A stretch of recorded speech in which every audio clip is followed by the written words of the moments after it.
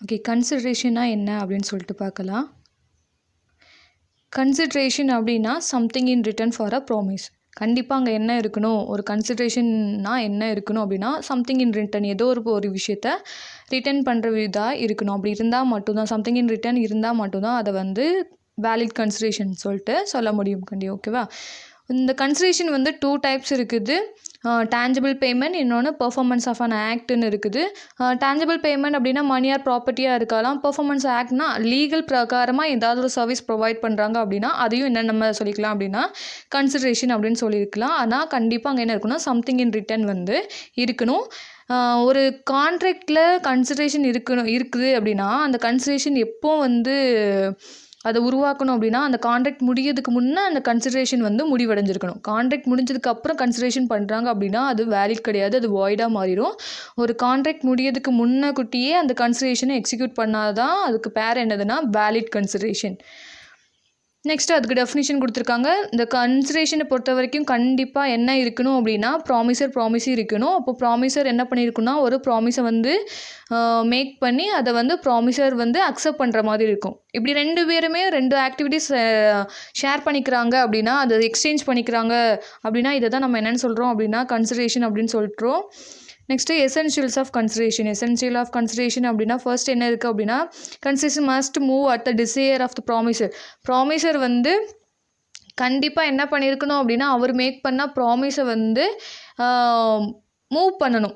It means வந்து எந்த பர்சனுக்கு கொடுக்கணுமோ அந்த பர்சனுக்கு வந்து கொடுக்கணும். அதே போல் ப்ராமிஸையோ இல்லை இனி அதர் பர்சன்ஸோ என்ன பண்ணணும் அப்படின்னா கன்சிடரேஷனை ஏற்றுக்கிட்டாங்க அப்படின்னா அதையும் என்ன பண்ணணும் அப்படின்னா மூவ் பண்ணணும். ஓகேவா? நெக்ஸ்ட்டு வந்து கன்சிடரேஷனுங்கிறது ப்ரெசென்ட்லேயும் இருக்கலாம், பாஸ்ட்லேயும் இருக்கலாம், இல்லை ஃப்யூச்சர்லேயும் இருக்கலாம். கண்டிப்பாக இந்த 3 விஷயமும் சேர்ந்ததாக இருக்கலாம். ஓகே, நெக்ஸ்ட் என்ன அப்படின்னா இதுக்குன்னு எந்த போதுமா ஓகே இது இருந்தால் தான் கன்சிடரேஷன் அப்படின்னு இல்லை. கன்சிடரேஷனை பொறுத்த வரைக்கும் அங்கே கண்டிப்பாக 2 பார்ட்டிஸ் இருக்கணும். 2 ஆர் மோர் பார்ட்டிஸ் கூட இருக்கலாம். ஆனால் கண்டிப்பாக 2 பார்ட்டிஸ் வேணும். ஒரு விஷயத்தை வந்து ஒரு எக்ஸிக்யூட் பண்ணுறாங்க, செயல்முறைப்படுத்துகிறாங்க, 2 விஷயத்தை ஷேர் பண்ணிக்கிறாங்க அப்படின்னா அதுதான் நம்ம என்னென்னு சொல்கிறோம் அப்படின்னா கன்சிடரேஷன் அப்படின்னு சொல்லிட்டு சொல்கிறோம். ஓகே, இப்போ கன்சிடரேஷன் இருக்கணும் அப்படின்னா என்னெல்லாம் வேணும் அப்படின்னு சொல்லிட்டு இந்த சார்ட்டில் பார்க்கலாம். ஃபர்ஸ்ட்டு கன்சிடரேஷனுக்கு என்ன மஸ்ட்டு, கன்சிடரேஷன் வரதுக்கு முன்னாடி மேலே என்னெல்லாம் வேணும் அப்படின்னா ஃபஸ்ட்டு ஆஃபர் மேக் பண்ணணும். ஆஃபர் மேக் பண்ணணும் அப்படின்னா 2 பார்ட்டிஸ் வேணும். அந்த 2 பார்ட்டிஸ் இருந்தால் தான் ஆஃபர் மேக் பண்ண முடியும். ஓகே, அதுக்கு அடுத்தால அந்த 2 பார்ட்டிஸும் அந்த ஆஃபரை அக்செப்ட் பண்ணணும். ஒரு பார்ட்டி வந்து அதை மேக் பண்ணுவார், இன்னொரு பர்சன் வந்து அதை அக்செப்ட் பண்ணுவார் ஆஃபரை.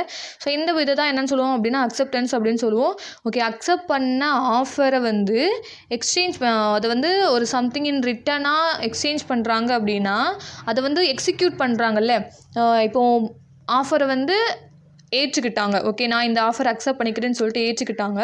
அதுக்கப்புறம் அந்த ஆஃபரை ஏற்றுக்கிட்ட பிறகு அதை வந்து ப்ராசஸிங் பண்ணுவாங்க. ஓகே, என்ன பொருள் என்ன ஆஃபர் வந்து அக்செப்ட் பண்ணாங்களோ அதை ப்ராசஸிங் பண்ணுறது இல்லை ஃபார்மேஷன் பண்ணுறது தான் என்னென்னு சொல்கிறோம் அப்படின்னா கன்சிடரேஷன் அப்படின்னு சொல்கிறோம். செக்ஷன் 2D கன்சிடரேஷனுக்கு செக்ஷன் வந்து 2D. இந்த கன்சிடரேஷன் வந்து மணியாகவும் இருக்கலாம், குட்ஸாகவும் இருக்கலாம். அதுக்கப்புறம் தான் அக்ரிமெண்ட், அதுக்கப்புறம் சட்டப்பிரகாரம் என்ஃபோர்ஸபிள் பண்ணுறாங்க. அதுக்கப்புறம் அது வந்து வேலிட் கான்ட்ராக்டாக கன்வெர்ட் ஆகுது.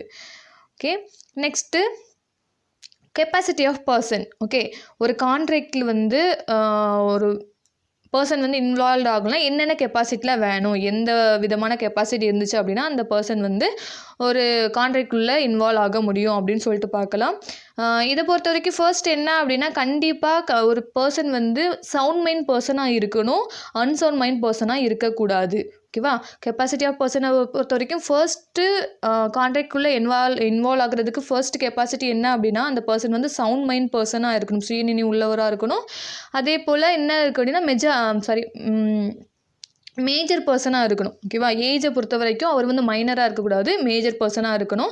ஸோ இப்படி இந்த 2 குவாலிஃபிகேஷன் சட்டத்தால் வந்து இவர் வந்து அன்குவாலிஃபைடுன்னு சொல்லாத பர்சனாக இருக்கணும். ஒருவேளை சட்டம் வந்து இந்த பர்சனை வந்து டிஸ்குவாலிஃபைடு பர்சன் அப்படின்னு சொல்லிட்டாங்க அப்படின்னா அந்த பர்சனால் என்ன பண்ண முடியாது அப்படின்னா கான்ட்ராக்ட்குள்ளே இன்வால்வ் ஆக முடியாது. ஸோ லா பிரகாரம் டிஸ்குவாலிஃபைடு ஆகாத பர்சனும் சவுண்ட் மைண்ட் பர்சனாகவும் இருக்கணும். அதே போல் ஏஜ் பிரகாரம் மேஜர் ஆன பர்சனாக பர்சனாக இருக்கணும். இந்த 3 பேர் தான் என்ன பண்ண முடியும் அப்படின்னா ஒரு கான்ட்ராக்ட்குள்ளே இன்வால்வ் ஆகிறதுக்கான கெப்பாசிட்டி ஒரு பர்சனுக்கு. ஓகேவா? எந்தெந்த விஷயம்லாம் இருந்துச்சு அப்படின்னா அதை இன்கெப்பாசிட்டி ஆஃப் பர்சன் அப்படின்னு சொல்கிறாங்க அப்படின்னு சொல்லிட்டு பார்க்கலாம். 3ஆக டிவைட் ஆகுது. 3 ஹெட்ஸ் இருக்குது. ஃபர்ஸ்ட் ஒன் வந்து physical status, mental status second, third one வந்து social status. Okay, physical status பார்க்கலாம். ஃபிசிக்கல் ஸ்டேட்டஸை பொறுத்த வரைக்கும் என்ன அப்படின்னா அந்த பர்சன் என்னவா இருக்கக்கூடாது அப்படின்னா மைனர் பர்சனாக இருக்காது. எந்த ஒரு பர்சனுக்கு who is not attaining the age of 18 age ஆகி அதை கம்ப்ளீட் ஆகாத பர்சன். ஓகேவா? 18 ஏஜ் ஆகினாலும் அது வந்து கம்ப்ளீட் ஆகாத பர்சனால் என்ன பண்ண முடியாது அப்படின்னா கான்ட்ராக்ட்குள்ளே இன்வால்வ் ஆக முடியாது. ஸோ இந்த ஃபிசிக்கல் ஸ்டேட்டஸ் இருந்தாலும் இது வந்து incapacity of person. Okay, next mental status. Mental ஸ்டேட்டஸை பொறுத்த வரைக்கும் அந்த பர்சன் கண்டிப்பாக என்னவா இருக்கக்கூடாது அப்படின்னா இடியேட்டாக இருக்கக்கூடாது. பிறக்கும்போது இருந்தே அந்த இருக்குது அப்படின்னா அப்படிப்பட்ட நபரால் ஒரு கான்ட்ராக்ட்குள்ளே இன்வால்வ் ஆக முடியாது. Next lunatic. ஓகே, லுனாட்டிக் பர்சனும் என்ன பண்ண முடியாது அப்படின்னா ஒரு கான்ட்ராக்ட்குள்ளே இன்வால்வ் ஆக முடியாது. இந்த பர்சன் வந்து எப்படி அப்படின்னா ஃபர்ஸ்ட் ஸ்டார்டிங் பர்த்லேருந்தே லுனாட்டிக்னு சொல்ல மாட்டாங்க. இவர் வந்து ப்ரெசண்ட் ஆர் பாஸ்டில் உள்ள ஒரு பேட் எக்ஸ்பீரியன்ஸ் மூலமாக வந்து அவங்களுக்கு வந்து மென்டலி வந்து ஸ்ட்ரெயின் ஆகி இல்லாட்டா ஒரு மென்டல் ஹெல்த் இஷ்யூவில் ஏதாவது ப்ராப்ளம் ஏற்பட்டிருக்கு இப்போது அவரோட பாஸ்ட் எக்ஸ்பீரியன்ஸ் மூலமாக மட்டும் ஏற்பட்டிருக்கு அப்படின்னா அந்த பர்சன் தான் லுனாட்டிக் சொல்லுவோம். ஸோ அப்படி உள்ள பர்சன் என்ன பண்ண முடியாது அப்படின்னா கான்ட்ராக்ட்குள்ளே இன்வால்வ் ஆக முடியாது. கெப்பாசிட்டி அந்த பர்சனுக்கும் கிடையாது. ஓகே, நெக்ஸ்ட் வந்து ட்ரங்கன். ஓகே, யார் வந்து ஆல்கஹால் அதிகமாக கன்சியூம் பண்ணுறாங்களோ ஆல்கஹால் கன்சியூம் பண்ணுற எந்த ஒரு பர்சனாலும் என்ன பண்ண முடியாது அப்படின்னா அதிகமாக கன்சியூம் பண்ணுற பர்சனால் கான்ட்ராக்ட்குள்ளே இன்வால்வ் ஆக முடியாது. இப்போது அந்த பர்சனால் டெம்ப்ரவரியாக என்ன பண்ண முடியாது அப்படின்னா கான்ட்ராக்டில் இன்வால்வ் ஆக முடியாது. மேபி இது வந்து டாக்டர்ஸ் வந்து சர்டிஃபிகேட் கொடுக்குறாங்க இவர் வந்து ட்ரங்கன் பர்சன் இல்லை அப்படின்னு சர்டிஃபிகேட் கொடுக்குறாங்க அப்படின்னா அதுக்கப்புறம் அந்த பர்சனால் ஃபுல்லாகவே கான்ட்ராக்டில் இன்வால்வ் ஆகுறதுக்கு கெப்பாசிட்டி அந்த பர்சனுக்கு உண்டு. அது வரைக்கும் அந்த பர்சன் என்னன்னா டெம்ப்ரவரி இன்கெப்பாசிட்டி உள்ள பர்சனாக தான் இருப்பார். ஓகேவா? Next social status. சோஷியல் ஸ்டேட்டஸில் 3 பர்சன்ஸ் இருக்கிறாங்க. ஃபர்ஸ்ட் ஒன் என்னன்னா ஃபாரின் அம்பாசிடர். ஃபாரின் அம்பாசிடர் வந்து நம்ம இந்தியன் கான்ட்ராக்ட் ஆக்ட் பிரகாரம் நம்ம ஒரு கான்ட்ராக்டில் வந்து இன்வால்வ் ஆகிறதுக்கு அவங்களுக்கு வந்து கெப்பாசிட்டி கிடையாது. நெக்ஸ்ட்டு வந்து எதிரிகள்.